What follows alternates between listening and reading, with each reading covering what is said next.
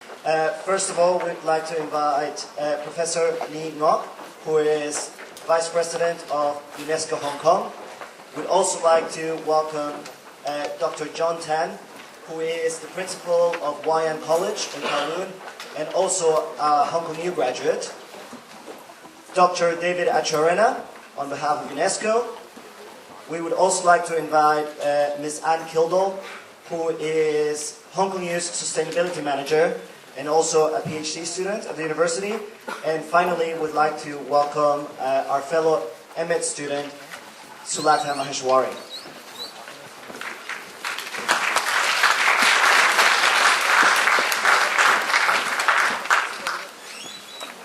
Now, as you can see, we have assembled a panel here which has a range of ages, nationalities, genders, experiences.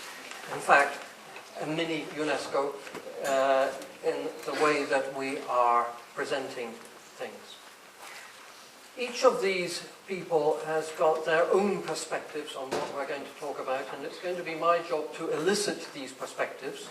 But I'm going to begin, in fact, with Professor Lee Ngoc, who is Vice President for Education in the UNESCO Hong Kong Association. And I'm going to ask you, Professor Lee, have you got a microphone here? There is a microphone. I would like to hear from you in the first instance about the UNESCO Hong Kong Association and how you see it as working with our local schools. Yes. It's a long story, but well, first of all, today's inauguration is very impressive. When I walked in, I was chatting with Chad Likens. Where is he? Oh, yeah, there you are. Where he has some posters on the sustainable development, on sort of poverty development, which is under the label of experiential learning. Where we come from, as UNESCO Hong Kong, one of our major projects is obviously ESD and DESD, Education for Sustainable Development.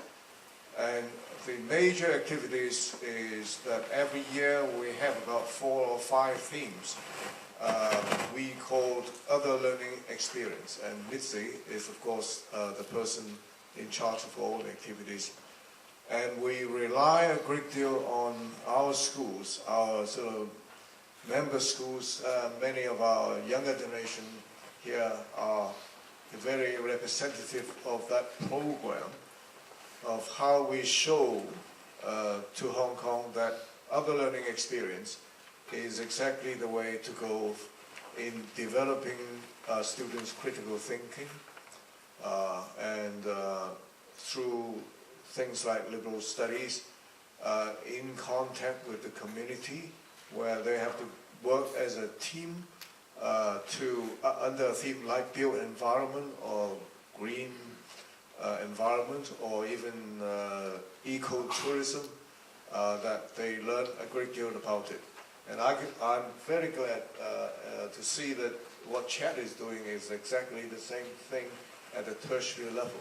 So that is an illustration of the possibility of future development. Thank you, Professor Lee.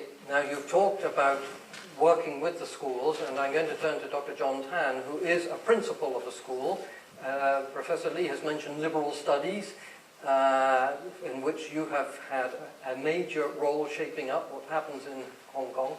Dr. Tan, how do you feel is the role of ESD, Education for Sustainable Development, working out in our Hong Kong schools? Now, with liberal studies in place already for 3 years in senior secondary, I think we have all the formal stuff well in place. We have the curriculum framework from primary. In junior secondary, we are now having this Life in Society, replacing the outdated EPA, and then with liberal studies. But this is the formal stuff. Do our graduates, after going through 12 years of free education, I mean more if you include preschool, are they becoming more SD oriented? I'm not sure. I think I've read during the preparation of this forum somewhere in the documents that some experts regard the more educated some people are, they tend to adopt a less sustainable development-oriented lifestyle. And now we're talking about education for all, and you mean not just primary. So more education, more higher quality education for more people. Will that translate into a better world in terms of sustainable development? There seems to be something wrong. I remember a global religious leader back in 1968 said that young people nowadays, back in the late 60s, young people nowadays don't really listen to teachers, and if they do, it's because of what the teachers do, bearing witness to what they teach, and not because of what they say. When I mark these answers on liberal studies, test papers, exam papers, the student scripts, do they really tell the truth? Do they really tell their own opinion when it comes to values judgment? Or do they try to answer in a way that conform to the highest mark range in the marking guidelines?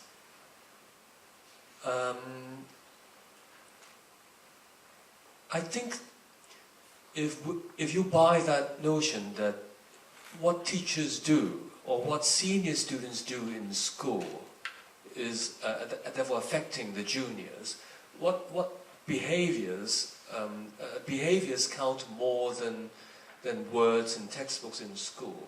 I think the approach that you adopted for in your research of shadow education can be sort of translated into the study of environmental practices in school. If there is a kitchen in school supporting the canteen, the energy release of cooking food, where does that go?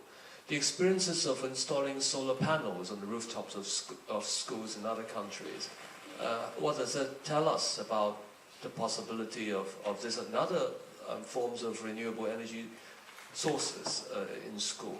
Very often government officials, when they screen these applications from school for more environmental friendly practices, they look at it from purely a functional perspective.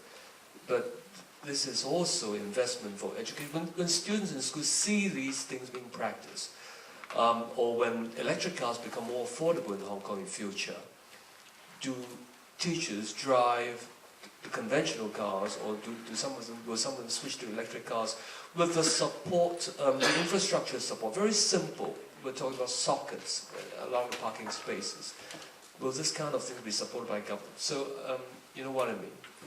What I'm hearing is the challenges of actually implementing things, and you began by thinking about, well, what does ESD really mean in the schools, and what... Beyond the curriculum, beyond textbooks, beyond exams. Anne Kildall is Sustainability Manager in Hong Kong U, and has been thinking a lot about the role of universities, Hong Kong U in particular, but also universities in general, in sustainability. Anne, what are your perspectives on this? Thank you. I think the temptation is to say all of the above, right? But universities are often described as having a very special role to play as part of this process, and it's generally for three main reasons. Firstly, of course, universities are centers for research. So whether it's in education or engineering, architecture, sciences, medicine, this, we hope, is where the real breakthroughs will take place that our society, that our world needs. Secondly, universities can be models. So if you think about a university campus, even an urban campus like this one, it's very similar in scale to a small city. So we have a large population, dozens of buildings, we consume quite a lot of resources, we generate waste and so on, we have systems in place to manage our operations. So if this is done well, we can be very much a model, not just for this community, but for wider society. And then really the obvious one, if you will, is the students. Our students, you guys, are the future leaders and decision makers of our society. So the habits, the practices, and the mindsets that students develop while they're at university can have huge impact. I mean, this is the real thing. Once you finish university, you're in the real world. So what you know can be carried into your field and have an impact over the course of students' working lives. So it's important to think not just of the core mission of research and teaching, but about informal learning opportunities, about our operations, about our interactions with the community. And of course, this has to be supported by the right kinds of policies within the university. Thank you, Anne. Now, Sulata, you are here studying for our MA program, looking at Hong Kong, but also reflecting on your home part of India, West Bengal, India. And you have also been thinking about the EFA agendas and the ESD agendas. What would you like to say about the EFA agenda in India and or in Hong Kong? Yeah, actually I've been looking into this for some time now, since I joined the program. And one thing that I found similar between Hong Kong and India was the education system is very high-pressure, exam-oriented education system. And there I found a similarity where private tutoring is very high in Hong Kong and it is growing at an unprecedented rate in India. For example, there was a study done, I think, in 2010, which showed that the shadow education system was going at a compounded annual growth rate of 14%, which is really very high. And it is forecasted to become $80 billion industry by the end of this year. So there is a similarity, and yet there is a difference too, because Hong Kong has already achieved EFA and India hasn't. And so the implication of this shadow education system in India and Hong Kong is very different. For example, Dr. Amartya Sen has done a study, and he highlights in primary education in India, though there are students going to school, but the educational attainment is actually very different. The outcome is still not visible. And in this situation, shadow education system plays a high role, because when he interviewed some of these students, they found that the educational attainment of children with families going for shadow education system is far higher than those who are not able to afford that system. So there is an inherent conflict of equity here. So there is a big impact in terms of India's. And you're talking of the examination pressure. John, back to you. You're a principal overseeing a school. Do you see a lot of examination pressure? Especially this year, yes. Why especially this year? Because two groups of students are trying to get into universities, and even though the government and the universities said, oh, we have two separate tracks, double places, there's still this psychological impression of things are going to be double difficult this year. And therefore, more going to cramming schools. I was stunned when one of my students shared with me this mock liberal studies paper that he took. He paid $400 for that. The marking, just marks, no verbal, no comments, no feedback, and the marks didn't really were not tied with any descriptors or standards. $400. So despite what the government is trying to do in its reform, life is always a bit complicated when it reaches the schools and when we try to implement the reform, which is why, to some extent, governments don't like university people, because we do our research and we say it's complicated, and they say, make it simple. But David, can I come to you? You're in charge of teacher development as well as higher education, but teacher development in UNESCO. Could you say something about the roles of teachers and the priorities of UNESCO in this domain? Yes, Mark. Well, I don't know if UNESCO is good at making things simple.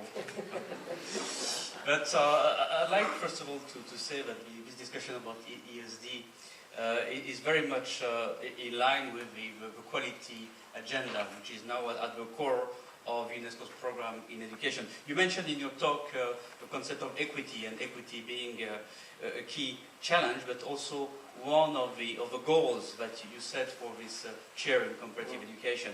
And we like very much to link, equity together with the quality issue. And we are convinced that ESD is an important element of quality.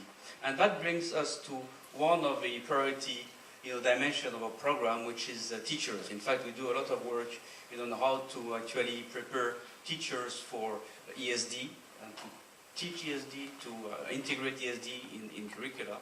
And teacher training is an important element of our work. And in that, one of our perspective is also to further reinforce UNESCO program, in particular in education, with the network of UNESCO chairs. And this is important. I think one element I'd like to stress is that a UNESCO chair is not a traditional university chair. It's a network in itself. And we very much hope that this new chair will be also a platform of cooperation with other chairs in Hong Kong, in China, in Asia, but also at the international level to tackle some of the issues that you indicated.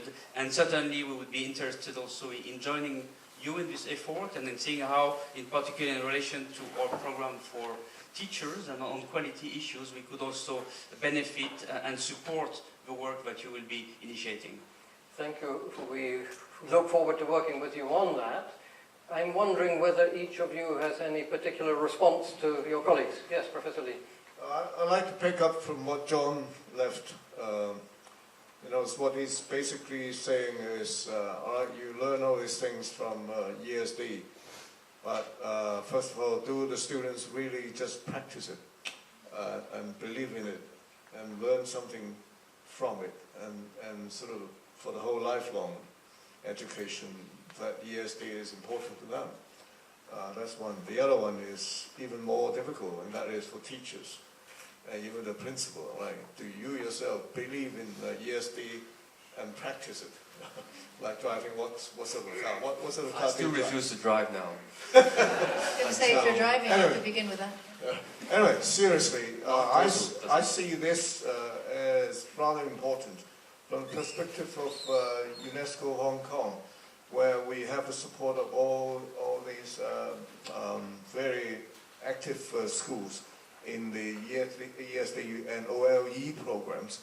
What I like to see as a research agenda and in partnership with you, and especially with all of this, is whether we can measure the effects and impact of experiential learning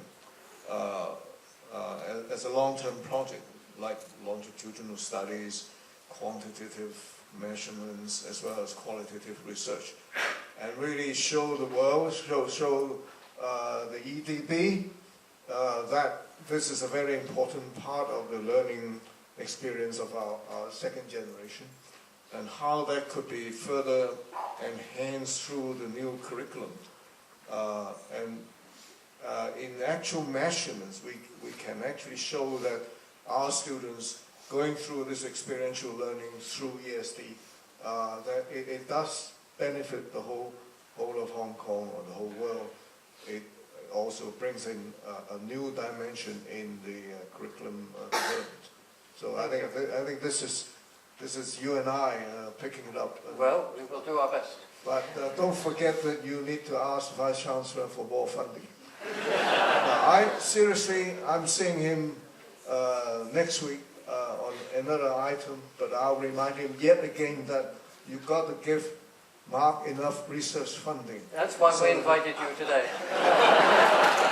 It's marvelous. Do the rest of you have anything, brief soundbite? Anne? Brief soundbite. We need to work together. There's just so much to do, and I see Albert Chow in the audience. We're working in many different areas. Like you, we have a small team. So without, collaboration, without calling on the expertise of our colleagues, we'd be dead in the water. So thank you for that. Keep the doors open. I think we need to think carefully on the policy level impact, especially when you are working on objectives. We need to think about all the factors that are affecting those objectives when we do the planning. Thanks to all five of you. There's so much more that we could say, so much more that we will say. I think that all of these people here also have a great deal that they want to say.